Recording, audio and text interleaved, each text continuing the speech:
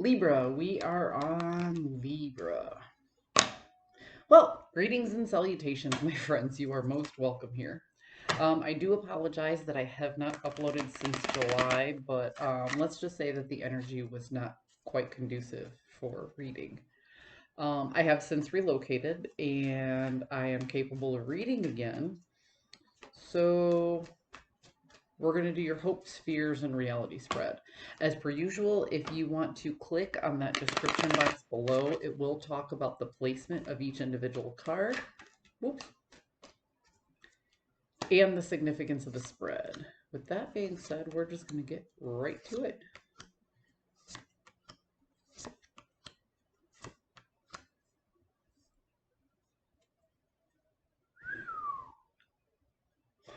Okay.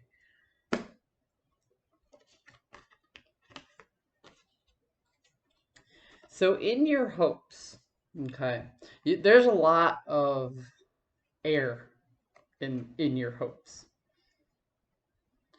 So what do I mean by that? It's a very cerebral energy.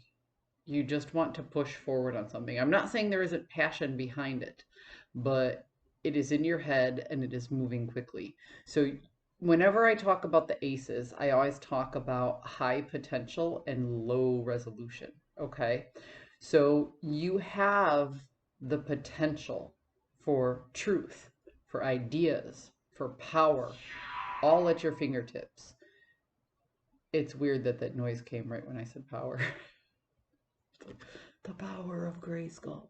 Anyway, He-Man, for those of you who don't know. So all the energy, all the ideas, all of that cerebral energy needs to be processed through a framework in order to become something. Right now, it's just potential energy. And right here, you have the Knight of Swords. This is the fastest moving sword in the deck. So it's almost like, boom, you had an idea. You're pushing through as quickly as you possibly can. So while this might seem like the most logical thing, I mean, look at that guy riding that horse. But look at that horse. He looks terrified, right? So whatever this hope is, whatever this idea is, whatever this driving force, this thing that woke you up in the middle of the night and you're like, I'm going to do that now. You're hoping it'll work out. And you're telling yourself it will work out. It's almost like a self-serving bias. But you really haven't thought it out. And you don't know if it's going to work out. You're just kind of hoping, right? You had this idea, you're pushing it forward, and you're hoping it'll work out.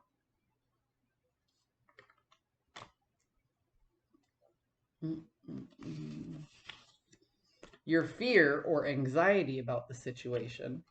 Here's the second fastest moving knight in the deck. But here's the thing about this knight. This knight, okay, so this could be a vocational spread. This could be about your work and about your job, right? About unions and contracts and finance and whatever it is you do for a living, right? Team building, synergy, all that. But if this is about a personal relationship, a friend or a family member, this is about the person who does whatever they feel they need to do and doesn't think about the consequences. Not only, well, they don't think about their own consequences. They also don't think about anybody else's consequences. And usually when this guy shows up, other people have to pay a price as well as you.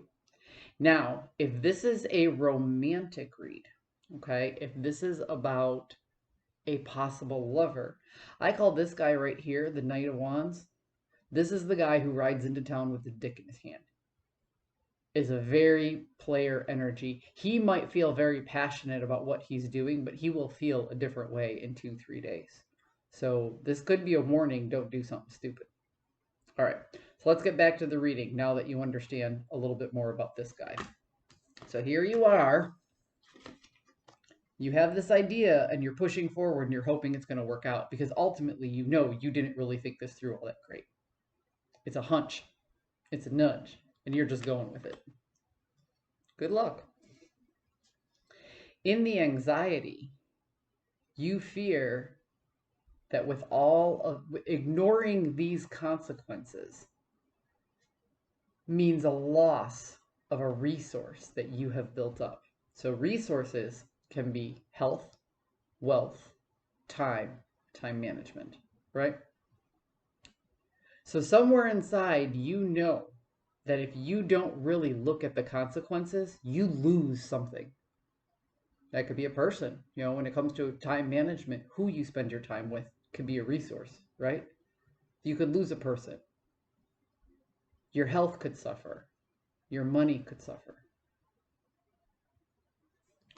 So if you fear the consequence, why are you still barreling through? Why are you still hoping to barrel through? But again, hopes and fears, that's just our perception. The reality of the situation is you don't know. You do not have the proper illumination. The Sun card is the most positive card in the deck, but in the upright, it's about illumination. It's about understanding. In the inverse, it still has a positive effect on you because there's still the light shining. But there's confusion that comes with it. To me, when the Sun card is upside down, it's like when you look directly into the sun and it's so bright you have to squint and you really can't get it. And then you pull your eyes away and you still have that dot there and it's blocking everything out, right? So there's so much to look at and so much to think about that you physically can't take it all in. And you don't have the upper hand in the situation. You see that? So perhaps this fear that you have of not actually looking at the consequences is a healthy one. You know, something just came over me. I'm reading this as if it's happening right now because usually when I read, I'm within the present. But for some people, this may have already happened. Maybe you were hoping for the best outcome and you didn't look at the consequences. And now that the consequences are staring you in the face, there's no escaping it.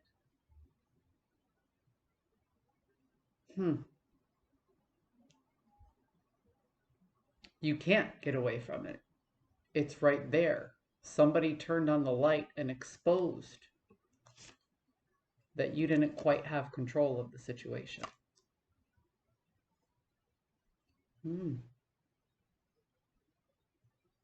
I'm reading for more than one person here. I'm reading for the collective. Okay, so take it as it resonates. Either you're pushing forward without thinking something through, or you already pushed forward without thinking something through. And now that the consequences are at hand, it's a little too much to take, and it's completely unavoidable.